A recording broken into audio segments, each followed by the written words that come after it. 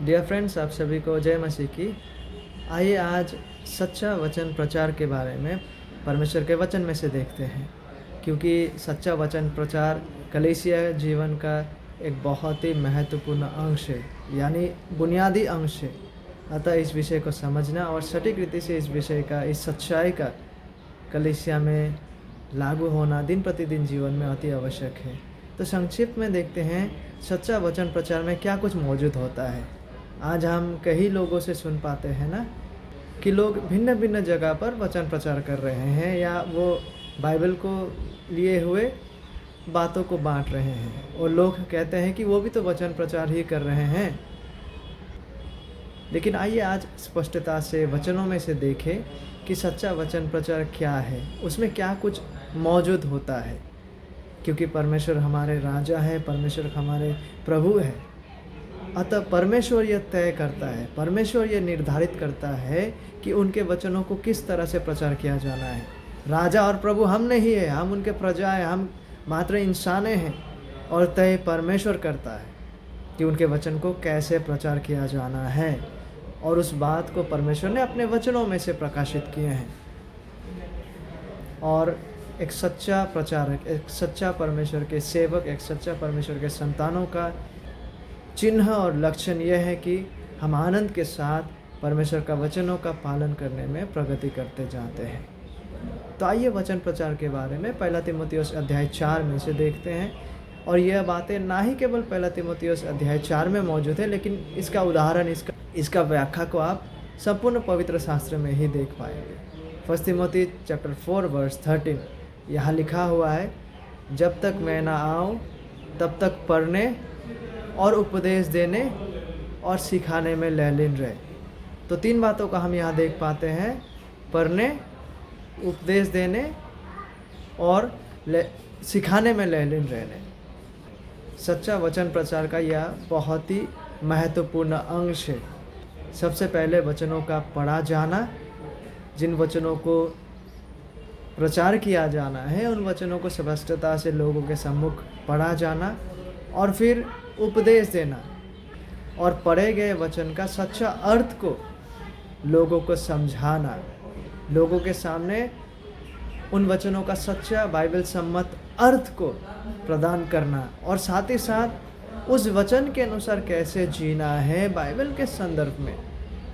परमेश्वर के वचनों के आधार पर उन वचनों के अनुसार कैसे जीना है, उनका दिशा निर्देश प्रदान करना, उनके लिए लोगों को आह्वान करना, उनके लिए लोगों को विनती करना, उनके लिए लोगों को निर्देश प्रदान करना।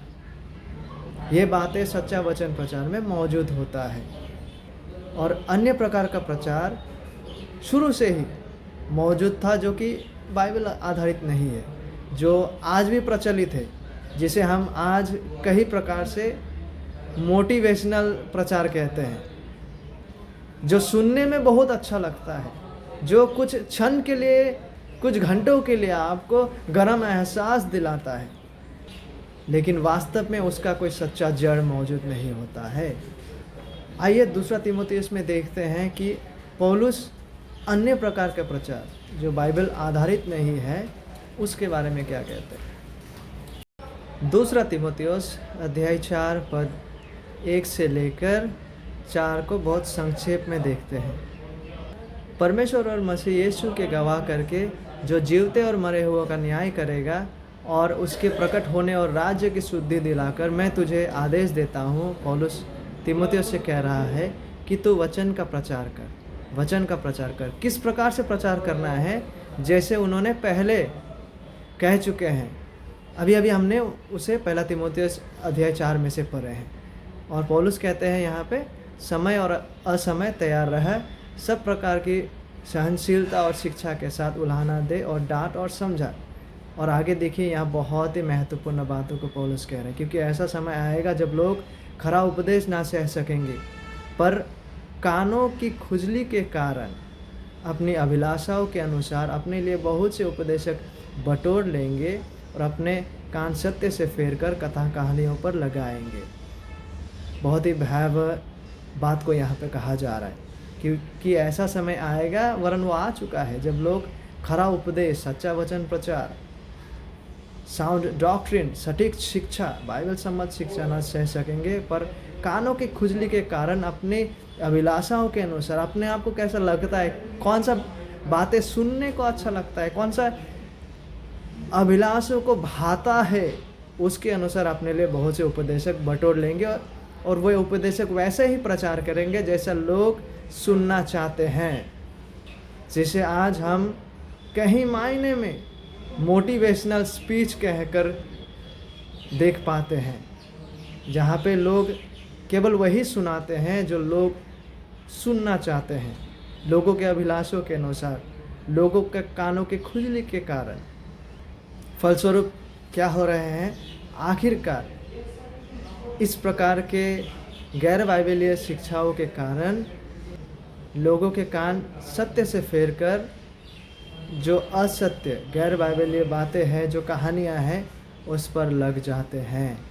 देखिए, सच्चा वचन प्रचार केवल आपके इमोशंस को प्रचार नहीं करते, केवल आपके जो सेंटिमेंट है उसको प्रचार नहीं करते, परंतु सच्चा वचन प्रचार वो है जहाँ पे अभी हमने पढ़े हैं ना, पहला तीमुथियुस से, उसमें वचन को पढ़ा जाता है, रीड किया जाता है और वचन के द्वारा सच्चाई को आपके मन में, आपके माइंड में सूचित किया जाता है, उसको एक्सप्लेन किया जाता है ताकि आप उस सच्चाई को समझें। और फिर जो समझाया गया है उसके आधार पर आपको बुलाया जाता है, आपका आह्वान किया जाता है, आपको आमंत्रित किया जाता है, आपको उत्साह किया जाता है कि उस बुनियाद के आधार पर, ताकि आप अपने जीवन को चल पाए। अतः सच्चा वचन प्रचार आपके मन को, आपके माइंड को संबोधित करता है, साथ ही साथ सच्चा एक्सप्लेनेशन के द्वारा वह आपके इमोशंस को भी जागरूक करता है, क्योंकि वचन आपको समझाया गया है, परिणाम स्वरूप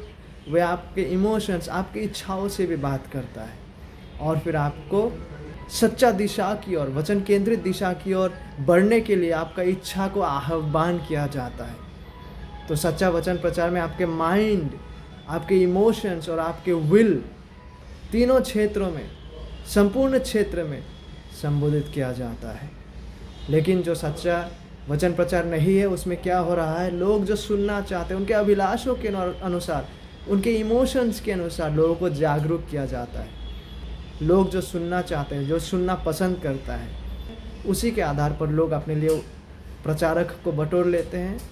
परिणाम बहुत भयावह है। इसीलिए हमारे लिए बहुत महत्वपूर्ण बन जाते हैं कि हम सच्चा वचन प्रचार को समझें कि वचन अनुसार सच्चा वचन प्रचार क्या है और क्या नहीं है। माय डियर फ्रेंड्स, हमें हमारे इमोशंस को तताए जाने से कहीं अधिक हमें सच्चाई को जानने की आवश्यकता है। Our minds need to understand the truth, और उस सच्चाई को हमारे हृदयों में, हमारे मनों में बस जाना है। फलस्वरूप उन सत्यों के द्वारा हमारी इच्छाओं को परिवर्तित होना है, हमारी इच्छाओं को वचन केंद्रित होना है।